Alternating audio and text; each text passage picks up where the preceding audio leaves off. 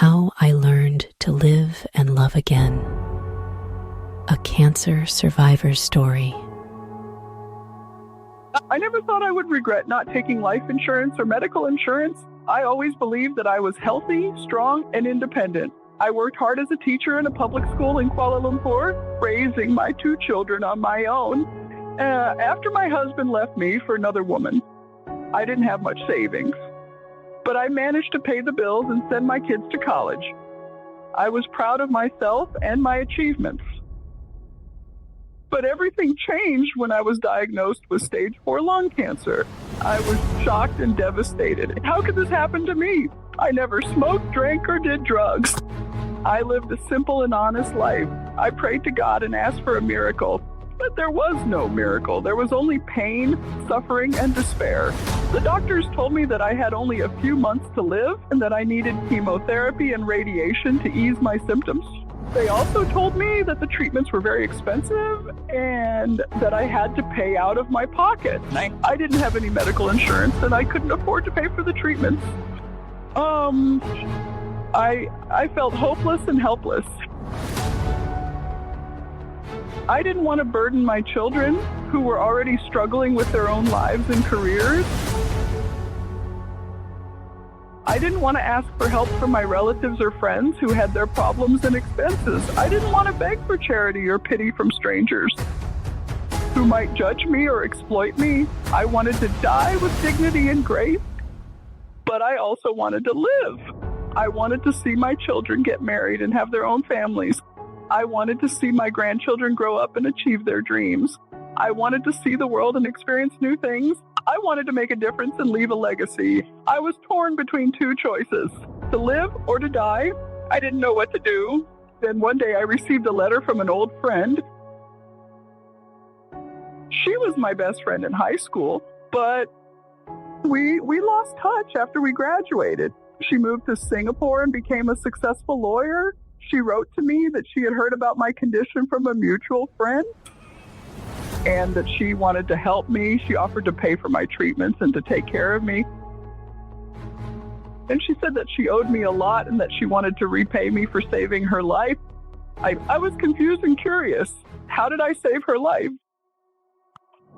I didn't remember doing anything extraordinary for her. I called her and asked her what she meant.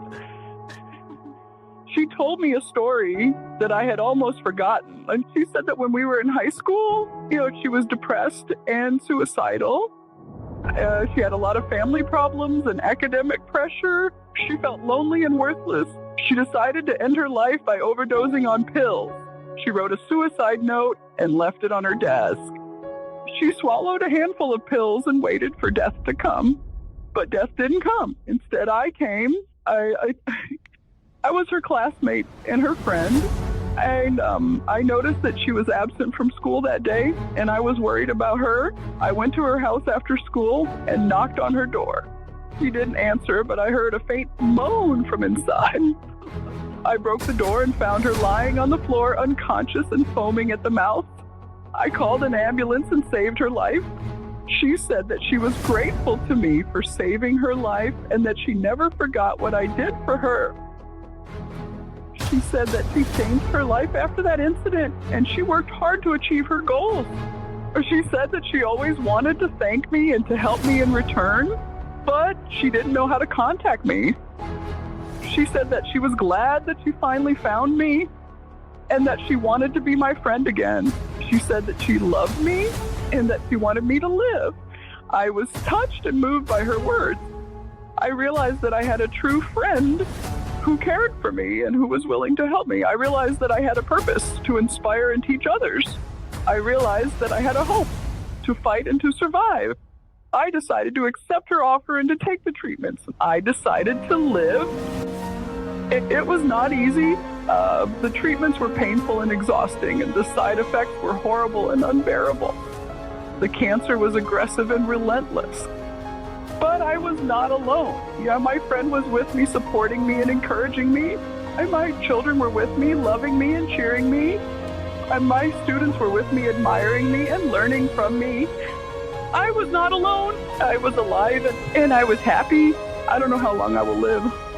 I don't know if I will beat the cancer.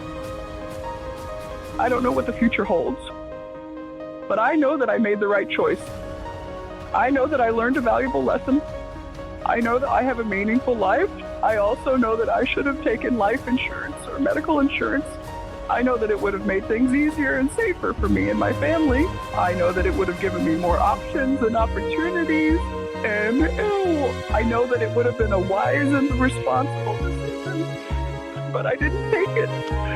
And I regret it. That is my confession. That is my story. And that is my lesson.